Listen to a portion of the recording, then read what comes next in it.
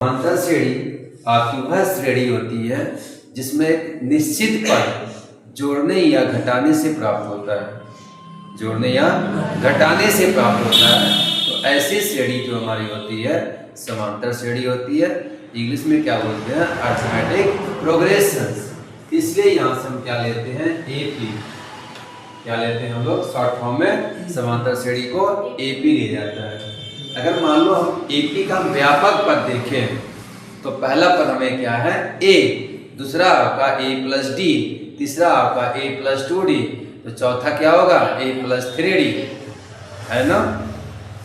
तो ऐसे आप क्रम में आगे बढ़ते जाएंगे तो हम यन तक जाएंगे। तो आप क्या देख रहे हो कि दूसरे पद में आपका एक डी कम है, तीसरे पद में आपका ए प्लस 2d एक कम पद एक डी कम है, तो यनवे में क्या हो जाएगा? ये तो कांस्टेंट है, ये क्या है? कांस्टेंट है, चेंजेबल कौन हो रहा है? डी हो रहा है।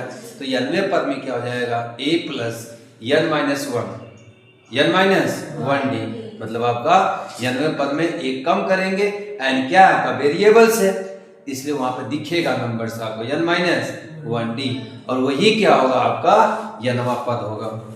वही क्या होगा? समांतर श्रेणी का यनवा पद होगा A plus N minus 1 into D. Clear है? यदि आपका अंत से यनवा पद आपका है तो यल बराबर A plus N minus D. N आपका है क्या? एन है क्या आपका? वही अंतिम पद निकालना है, ठीक है ना? वही अंतिम पद क्या है? एल लिख सकते हैं हम लोग। एल बराबर A plus N minus into D. फिर यहाँ हम लोग आपका टी एन भी यूज किया जाता है, ए एन भी यूज करते हैं, टी एन भी यूज करते हैं, एल भी यूज कर सकते हैं। यदि आपका अगर डिक्रीजिंग ऑर्डर में आते हैं हम लोग हैं, ठीक है ना? डिक्रीजिंग ऑर्डर से अगर यनवा पद निकालना होगा तो हम क्या कर देंगे? यल माइनस कर देंगे, क्योंकि अंतिम पद जो हमारा वो प्रथम पद हो जाएगा। क्लियर हो रहा है? जो अंतिम पद और हम अंत से निकालेंगे ना, यंत से मतलब आपका अंत से यनवा पद निकालेंगे तो जो आपका ए है वो अंतिम पद बन जाएगा। ए की जगह पे एल रख देंगे, आपका एल, और अंत से आ रहे हैं हम लोग तो प्लस नहीं होगा, माइनस हो जाएगा, क्योंकि सबसे बड़ा कौन आपका होगा? अंतिम पद होगा ना, तो माइनस करेंगे उसमें, तो minus N minus 1 into D. और डी क्या है? डिफरेंस है। डिफरेंस मतलब सर्वानुपात है। क्या है? सर्वानुपात है। इसका मान कैसे निकालते हैं? दूसरा पद माइनस पहला पद, अगर तीसरा पद कर दिए तो माने दूसरा पद कर देंगे, ठीक है ना? अगर आपका यनवा पद किए हो, अगर यनवा पद किए हो उसमें क्या करेंगे? यन माइनस 1वां पद हो जाएगा। जैसे यहाँ पे आपका यन, मतलब अगर आपका यनवा पद है ए एन तो क्या हो जाएगा? ए एन माइनस 1वां पद हो जाएगा। कौन? डी। क्लियर हो रहा है? मतलब चौथा है तो तीसरा घटाइए, पांचवा है तो आपका चौथा घटाई दीजिए, तो डिफरेंस आपका सेम ही होता है। अगर सेम नहीं है तो समांतर श्रेणी भी नहीं है, ठीक है ना? आपके 10th क्लास में आपका एपी है, जैसे हम 11th में जाएंगे तो आपका गुणात्मक श्रेणी, हरात्मक श्रेणी, 2 श्रेणी और मिलेगी आपको। क्लियर है? ओके। यदि मान लेते हैं आपका समांतर श्रेणी का हमें 3 पद लेना हो तो हम क्या लेंगे? ए माइनस डी, ए प्लस डी। अगर 4 पद लेना हो तो ए माइनस 3d, ए माइनस 3d, ए माइनस डी, ए प्लस डी, ए माइनस ए प्लस 3d। मतलब कहने का सेंस क्या है? 3 पद में ध्यान देना बेटा, ये दोनों तो आपका ए माइनस डी, ए प्लस डी, बीच में ए। अगर हम 4 पद लेंगे तो ए माइनस 3d लेंगे, ए माइनस 3d तो ए प्लस 3d, ए माइनस डी, ए प्लस डी। दिमाग में रखिएगा, याद करने की जरूरत नहीं पड़ेगी।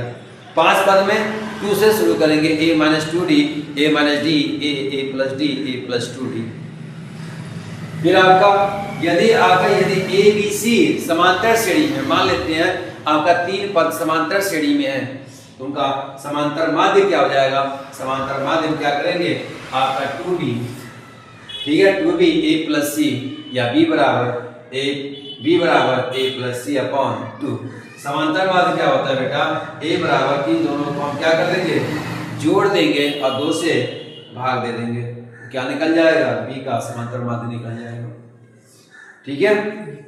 अब चलते हैं हम लोग कहाँ पे, अब योगफल निकालेंगे। किसका? योगफल। अभी तक हम पद निकाल रहे थे। क्या निकाल रहे थे बेटा? पद निकाल रहे थे। जैसे मान लो आपका 2 4 6, ठीक है, ये पहला, दूसरा, तीसरा, तो चौथा पद क्या होगा? नहीं मालूम, नहीं मालूम है ना। तो चौथा पद अपन कैसे निकाल लेते हैं? आपका चौथा पद निकालना है ना, तो क्या करेंगे? यहाँ पे A4 कर देंगे। तो प्रथम पद आपका 2 है, यनवा मतलब चौथा पद निकालना है, -1 D, डिफरेंस क्या है इसमें? 2। कितना हो जाएगा ये? 2 प्लस 2, 4 में से 1 जा 3, 3 दूनी 6, 6 और 2 8।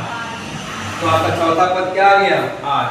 वैसे ही देखो 2 4 6 8, हम इससे भी निकाल लिए 8। मान लीजिए आपका इसी क्रम में 100वां पद क्या होगा? वो भी आसानी से निकाल लेंगे। 100वां पद मतलब क्या? यहाँ क्या कर देंगे? 100 - 1 99, 99 गुणे 2, 99 गुणे 2 क्या होगा? 99 गुणे 2 कितना हो जाएगा बेटा? ये आपका 100 - 1 99 गुणे 2, 9 दूना 18, 9 दूना 18, 1 19 प्लस 2 कितना हो जाएगा बेटा? आपका 200। मतलब 100वां पद क्या हो जाएगा? आपका 200 हो जाएगा। क्लियर हो रहा है? अब इस समय क्या निकालना है? इनका योगफल निकालना है।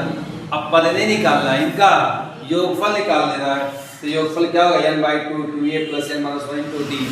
ये तो मालूम बेटा, ये क्या है? प्रथम पद है, d क्या समानुपात है।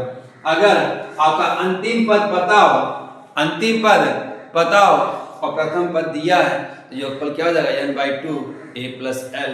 l है क्या? इसको हम ऐसे भी लिख सकते हो, इसको n/2 a + an कर सकते हो इसको, ठीक है ना। l मतलब क्या? अंतिम पद। अंतिम मतलब क्या? an भी तो है वो।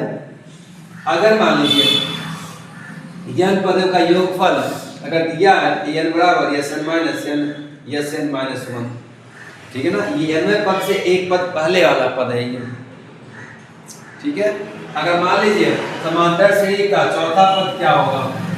समांतर श्रेणी का चौथा पद आंसू, समांतर श्रेणी का चौथा पद a + 3d। क्लियर है ना? ओके, कह देगा अगर समांतर श्रेणी का पांचवा पद 7 है, 8वां पद 10 है, तो समांतर और प्रथम पद निकाल लेंगे। कह देगा कि आपका समांतर श्रेणी का चौथा पद कितना दे रखा है? मान लेते हैं 9 है। कितना बेटा?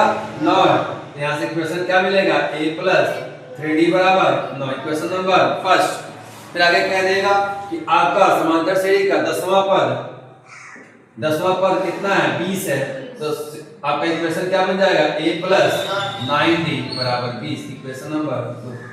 इक्वेशन 1 इसमें 200 सॉल्व कर ले, हमें क्या निकल जाएगा? a और d के मान निकल जाएगा। कौन सी विधि? विलोपन विधि, प्रत्याशा विधि, ब्रजगुणन विधि, जिस विधि से चाहो विधि से निकाल लेना, ठीक है ना। इसमें बाउंडेशन नहीं देगा कि आप किस विधि से वैल्यू निकालोगे a और d का मान, ठीक है ना। हम सबसे पहले क्या करेंगे? a और d की वैल्यू निकालेंगे, कहीं से प्राप्त करेंगे, बाकी क्वेश्चन हमारा सॉल्व हो जाएगा।